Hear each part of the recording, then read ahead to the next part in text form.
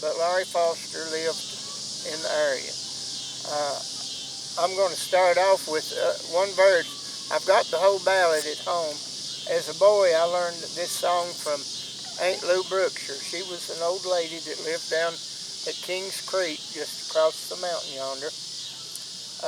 She grew up in the Brushy Mountains on the Alexander County line. And her dad's people made what they call blockade back then. Now we'd say moonshine. And as a teenager, her and her sisters would stand guard on top of the Brushy Mountain and look out for the revenue officers while the old folks was down in one of the hollers and making the blockade. And she said that they would pass the time of day singing these old love songs. And I learned many of them. Some of them go back to Scotland in the 1700s. She was wonderful to listen to. But she knew one of the songs in her repertoire was a song about Laurie Foster. And I think she knew who had written the song. A Colonel Land that lived in this region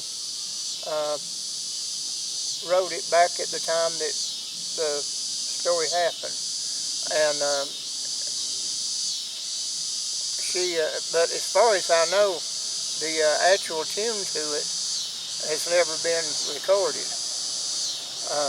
except under another ballad, which Aunt Lou sang to me. It was the Ballad of Frankie Silvers. And Frankie lived up in Mitchell County, where my mother's people were from. Her husband that she killed, allegedly, was my third cousin many generations back on one side and a fourth cousin on another. But the tune she used the same tune for both songs. And the story of Frankie Silvers happened in the 1830s, and the Tom Dooley tragedy happened in the 1860s. But this is the only verse that I can sing by heart. I've got the ballad, they call them. They're written on paper. They were called song ballads. I've got that at home, but this is the tune, and the first verse of that song is Aunt Lou knew it. A tragedy I'll now relate, 'tis of poor Laurie's Foster's fate, how by a fickle lover she were hastened to eternity. And then it goes on to tell about her death and the search that went on for her. And of course there was also the banjo tune or the fiddle tune of Tom Dooley. It's known under, I've heard at least 4 or 5 tunes to the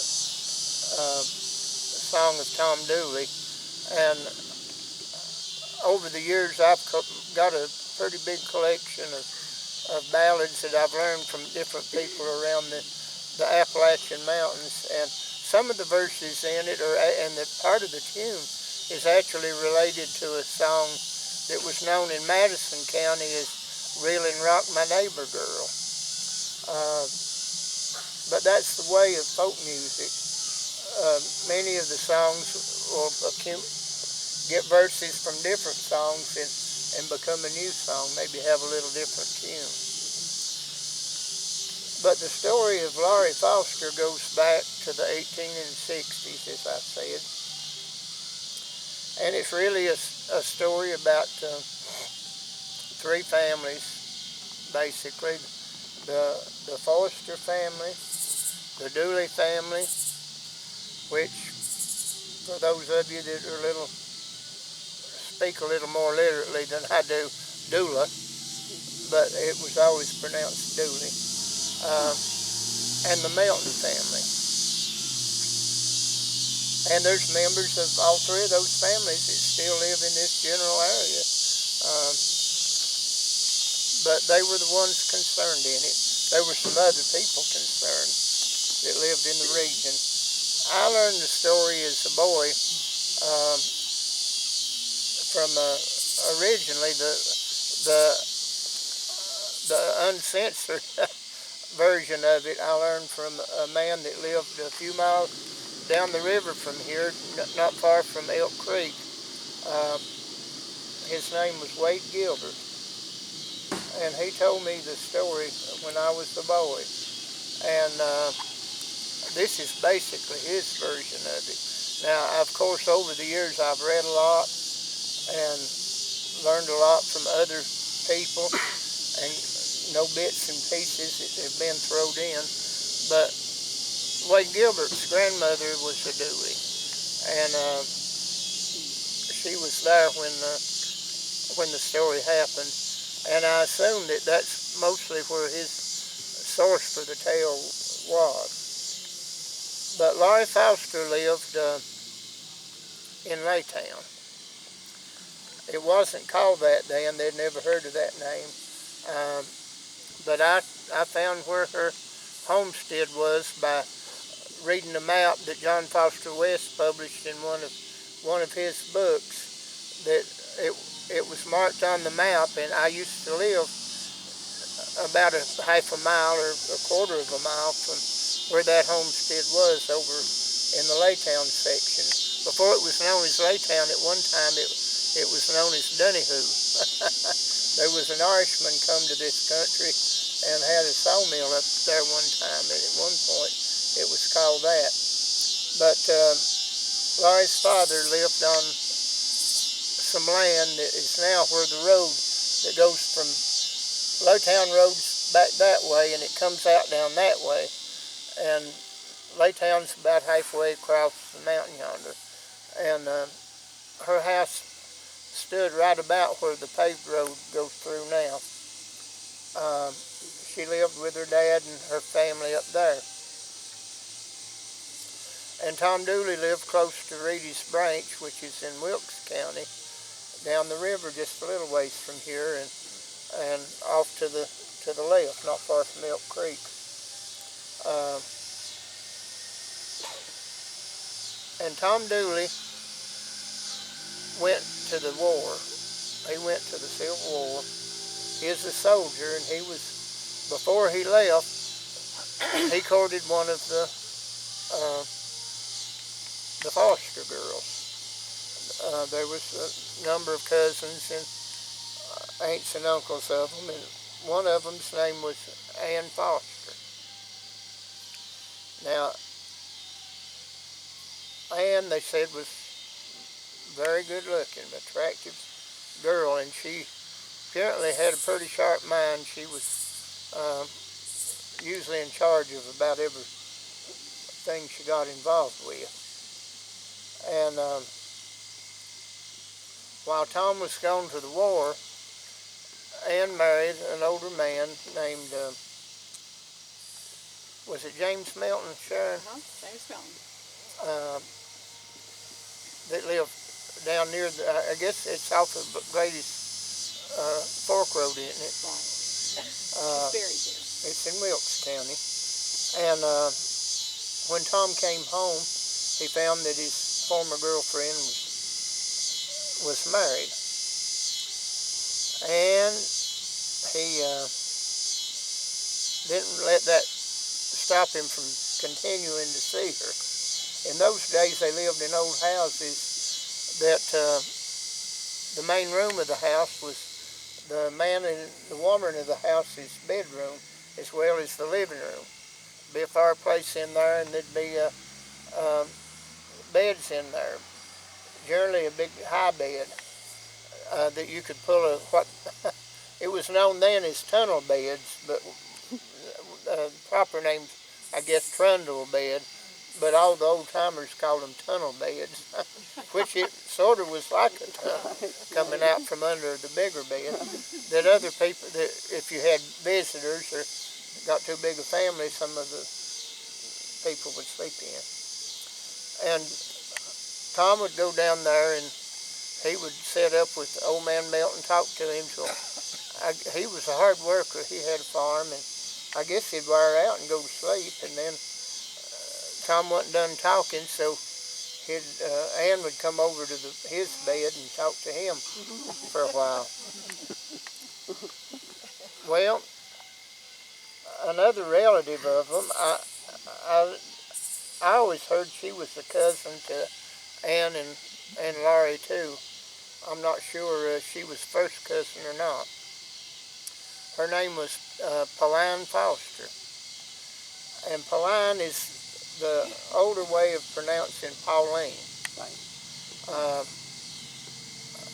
Our English language has changed words that had a long I sound a whole lot over the years.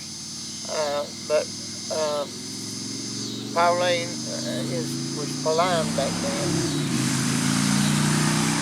And Pauline came down from Boone. She lived in Boone and came down the mountain to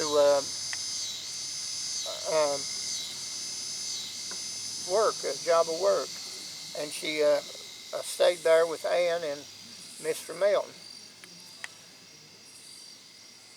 And so I guess Tom saw her too. And so there was some other girls in the community that he was also seeing, but they didn't get involved in the story. I mean, in the tragedy that happened. But you know, I guess he felt he couldn't always be at the Meltons, and so he, having a wandering eye, he I don't know if he knew her before the war or not, but he got to courting Ann Melton's cousin, Laurie Foster. And Laurie lived up, if you just go around the curve up there a little way, there's a sign at the road that says German's Hill. Only back then they were to pronounce it Jarman's Hill. And she lived, like I said, up at Laytown, and he would see her. Well, I don't know just how much time passed, but Tom got sick. Father happened to be the local country doctor in this area, Dr. Carter. And and Dr. Carter examined Tom, and he had what the folk in this area, and well, in this Appalachian region, he was sick with a disease that they called the pock. And it goes under other names too. Some call it the bad disease. And it was syphilis. And apparently, somehow or another, Tom thought because he was seeing Laurie Foster that she had give it to him. Well, I don't know if he noted or not, but Ann Melton was seeing him for the same problem. And her cousin Pauline was too. And as things turned out, it seems that that's the reason that Pauline Foster came down and got a job with Mr. Melton, making, you know, pennies a week or whatever, the shillings, I guess they called it then. She was trying to get money to buy medicine.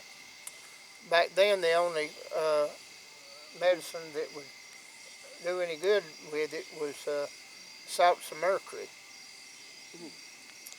And so, you know, that may tell you where it really got started. But the one that got the blame was Laurie Foster.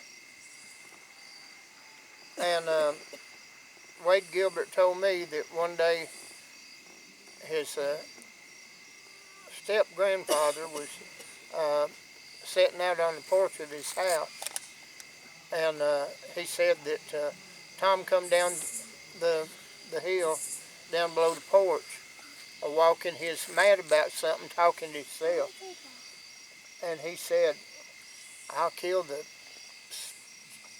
so-and-so woman that give me this if it's the last thing I do on earth. And so he said that he had to tell that later in court about Tom saying that. And he and they said that at one point that Tom's, I don't know if it's his mother or his daddy, said if you don't do something about Tom, said one of these days he'll hang. Well, one morning in May, about the time people was dropping corn, planting them, Tom Dooley showed up on Jarman's Hill at Larry's house before daylight. And he was talking to not Ann, but Laurie. And her daddy heard him talking but didn't know what was said. And he went back to sleep. When he woke up, Laurie was gone and his mare. He had a mare that was gone. And apparently, according to Wade Gilbert, Laurie, she came down the mountain and followed the river road down through here, going towards Wilkes County. Don't know why she went that way. There was two other ways to go. But apparently she came down this way. Anyway, she stopped at a Scott girl's house that she was friends with. But Uncle Wade said that the last person to ever see Laurie alive was an old granny woman. Now, granny woman's a woman that would catch babies. They were midwives. And she was a black lady, and they called her Aunt Appeline. And Laurie rode up the hill by Aunt Appeline's house, and Aunt Appeline hollered and said, "Where you going, Laurie?" And she said, "I'm going to get married." And she said, "Who you going to marry?" And she said, "I'm going to marry Tom Dooley." And she rid on off up the hill, and that was the last anybody ever saw her alive. And so after a while, her daddy got worried about his horse. People had different frames of mind in those days. You could get in trouble over a dog or a boundary of timber easier than you could over somebody's wife back then. Anyway, they put out word that she's missing, got something for her. And they, Tom wouldn't admit to nothing, and they got to searching for her, and they said that, now this was in the records, I think, they said that they thought that Tom might have met Ann one last time and agreed that he was going to go to Tennessee, and he'd send for her and his mother later on, and they would meet over there and go west or live over there. I don't know about that. I didn't hear that from the oral source. But Tom left, and he went up Elk Creek and crossed over past the Tricklet and across the mountain, went up through Meat Camp and crossed to, not Rich Mountain, but on the backside of Snake Mountain, and come out over in Zionsville, right on the state line near Trade, Tennessee. And by the time he got there, he'd about wore his shoes out, and he didn't have any money, and so he stopped at a retired Union colonel's house, whose name was, I think it was William Grayson. And that's where Grayson come into the story at. And he worked for him for a while, and then he left and started on west. And in the meantime, there's a couple of men from down near Elkville that got deputized, and they had heard which way, I don't know how they knew, but they knew Tom had went toward Tennessee, I guess, to get out of the state. And they went to get him. and they come to Grayson's house, and he said, yeah, he knew of a man like that, and he thought he knew which way he went, and they went and found him on, I think it was Doe Creek, somewhere over there, not too far from Mountain City. They got the drop on him. He was took his boots off and was cooling his feet in the creek, and but they captured him, brought him back. Now in this day and time, there's any number of legal ways Tom had got out of trouble. They'd probably shook his hand and said goodbye. They didn't have a warrant for him that I know of. They didn't. He didn't get a writ of extradition. They didn't have that to bring him back legally with, but they brought him back. He was wanted over here. In the meantime, I can't remember now if it was, I get their names mixed up. The Hortons and the Isbels had most of the land up and down the river. What some of Tom's distant relatives, the Dooleys, had a lot of land. But it's either, I don't remember if it's Isabel or the Horton man that had a search party, and they were looking up on the mountain down in Wilkes County above where Tom lived. And they come to a place where the horses wouldn't go to in the woods, and they'd shy back, and so they sent some boys out there with sticks and had them to job the ground. And one of them come up with a piece of clothes, and they dug just about like the song says, about 3 foot deep, and they found Laurie Foster's clothes folded up on top of her body, and she'd been drawed up and put in that hole. And so when Tom come back, he was quickly put in jail, and the word was out that Ann Melton had something to do with it, and they arrested her too, I reckon.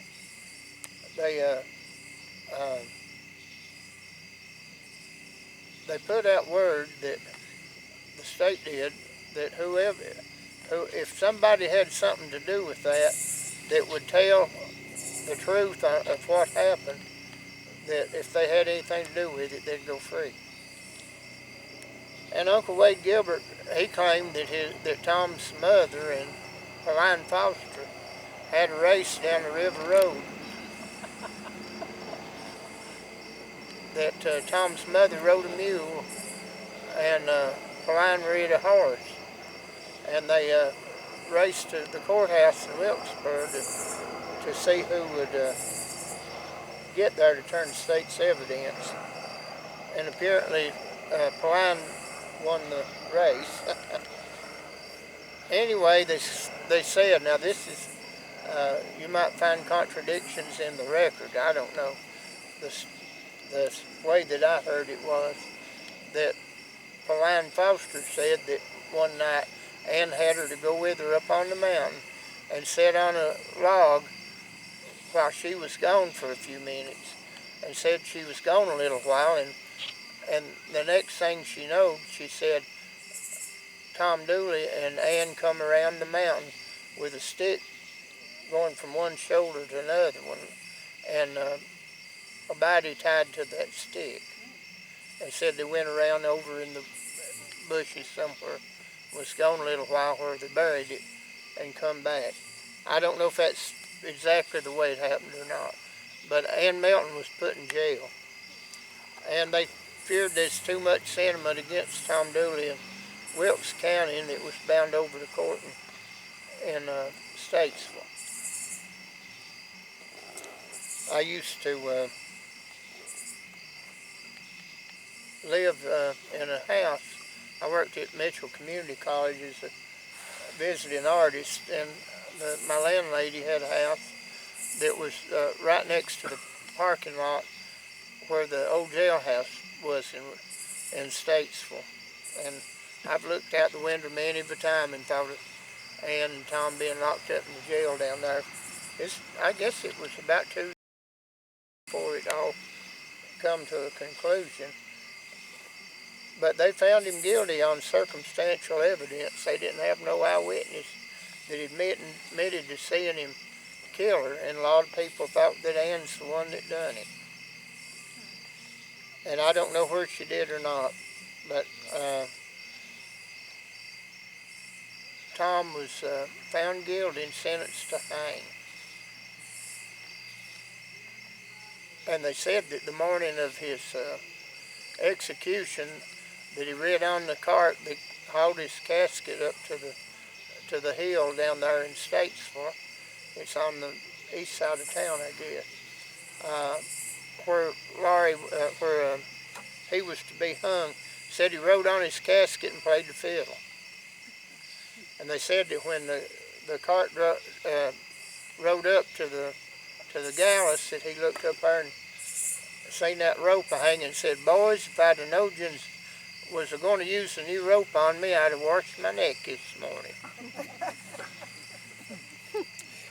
And then he got up and made his speech. He talked for a while. And as far as I know, the last thing that he did, he held out his arm and opened his fingers up and said, "Gentlemen, do you see this hand? Does it tremble?" He said, "I never heard a hair on the girl's head." Well, then they hung him.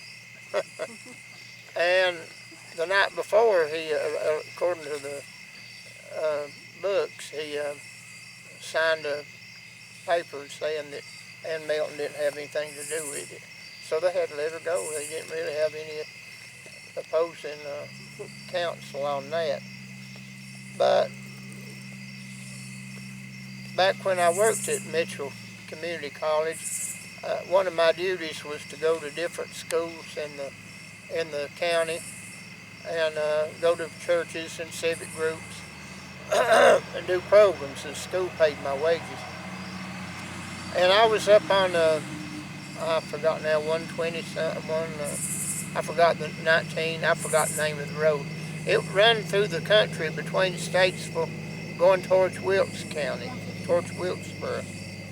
And there's a school up there, and I stopped and done a program one day, and I had an appointment to do that. And I happened to tell that story about Tom Dooley while I was there.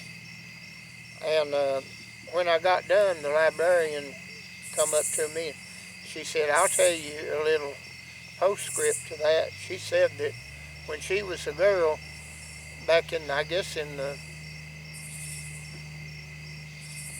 30s or 40s, that her grandfather lived with her and her family. And she said that he was a deputy in Statesville at the time that Tom Dooley was hung. And he was there that day that they executed him. And they said that, she said that before he died, he started, back then they'd have called it getting senile, or hardening of the arteries. His mind started going. Now, I guess Alzheimer's or something, but she said that I think just before he died, he was sort of in a fever or something.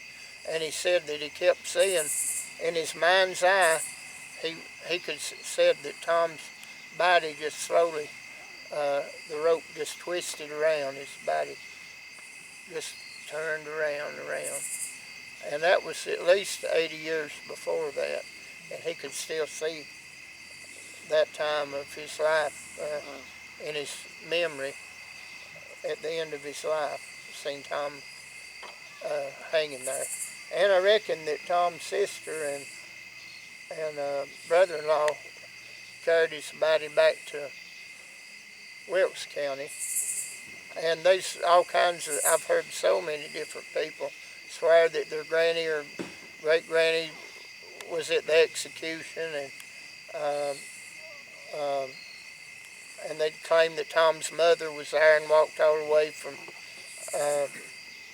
Ferguson to Statesville and then home and all that. I couldn't attest to any of that. Don't think his mother was, because it would have been 50 miles. noted down, wouldn't it? And so, anyway, they buried Tom a few miles down the river from here. Not right on the river, but, and they allegedly brought Laurie Foster here. As far as we know, she's buried right there, close to where I'm sitting right now. The last word I ever had on that story, one year about, I guess it's been 15 years ago, I done a program up at Fort Defiance, back up the river a little ways at the old Revolutionary War Fort. And there was some kids from Gamel School in Caldwell County that put on some kind of a program or something, and I was watching them do their program, and I was standing back under one of the trees, and there's an old fella standing there beside me. Me and him started up a conversation, and I brought it up something about Tom Dooley. He told me that when he was a young man, that there was an old man Melton that lived down here somewhere. He didn't tell me his first name. That he knowed when he was a young man that was living back then. He claimed that that old man said that when Tom Dooley got to the place where Ann Melton was to meet him, that she was dead already. Apparently, that morning that he was at her house, he must have asked her to marry him, because she was definitely going to get married. Thought she was. And I guess he blabbed his mouth to Ann Melton, or somehow she knew about it, and got there ahead of all of them. Was hiding in the laurels and jumped out and killed Laurie. But anyway, that old man said that Mr. Melton told him that she was dead when Tom got there. So I don't know. It's like the lady that wrote the story in the Cabins in the Laurel, telling about Frankie Silver, said the truth lies buried in graves dug long ago. And so we know about as much about it as anybody ever will know. But that story, Cliff Browhill told me that when he was a boy, if you mentioned Laurie Foster or Tom Dooley, that you're liable to get your face smacked. And he said after the Kingston Trio come out with that song, everybody in their distant cousins was kin to them. Right. And so it became quite a phenomenon with that when the Kingston Trio put it out. Now, the song itself had been recorded by a man named George Banham Grayson in the 1920s. He lived, well, he was born in North Carolina, but he died in about 1930 over near Laurel Bloomery in Johnson County. But he was a nephew of that Colonel Grayson that the song tells about. A lot of the stories and folklore rolled around says that Tom was in an eternal triangle with him and Ann, or him and a girl, and a colonel and a sheriff Grayson, you know, and that Tom got blamed for killing Laurie and all that. But there wasn't any Grayson that lived over here. Grayson was the man that Tom worked for, and he found him for the deputies when they went to Tennessee. But, you know, like any good story, it gets romanticized over the years, and different tales build up about it. And this is just a little bit of the song, one of the ways that that I've learned it a number of different ways. But this is one of the tunes and words of it, to the ballad of it. Hang your head, Tom Dooley, oh, bow your head and cry. Kill poor Laurie Foster, and you know you're bound to die. You met her on the mountain, there to be your wife. You met her on the mountain, and you stopped her with your knife. You met her on the mountain, where you begged to be excused. You met her on the mountain, and you hid her clothes and shoes. Oh, hang your head, Tom Dooley, oh, bow your head and cry. You killed poor Laurie Foster, and you know you're bound to die. You dug the grave 4 foot wide, you dug it 3 foot deep. You throwed your coat up over her, and you trumped it with your feet. What my mammy told me is about to come to pass. Drinking liquor and bad women would be my ruin at last. It's in this world and one more. Where do you reckon I'll be? Way down yonder in a lonesome valley, hanging from a white oak tree. You can hand me down my fiddle, I'll play it all I please.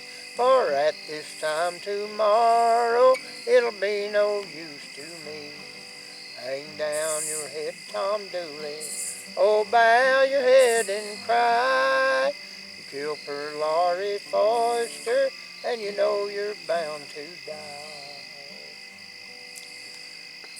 And in the end, thank you. Wow. And in the end, I guess Ann Melton got her deserts. I don't know that anybody knows whatever happened to Blind Foster after the trial, if she went back to Boone or what. But Ann lived for quite some time, and there's, like I said, different tales get started. All that I know about her death was what Wade Gilbert told me. He said that his grandmother was one of the women that waited on Ann the night she died. He said she didn't tell him anything about the devil standing at the foot of the bed ready to get her soul when she died. Black cats are running across the room, but he said that she told the women that she had something on her mind, that if she knowed she was going to die, she wanted to tell it and get it off her conscience. But if she's going to live, she'd never tell it.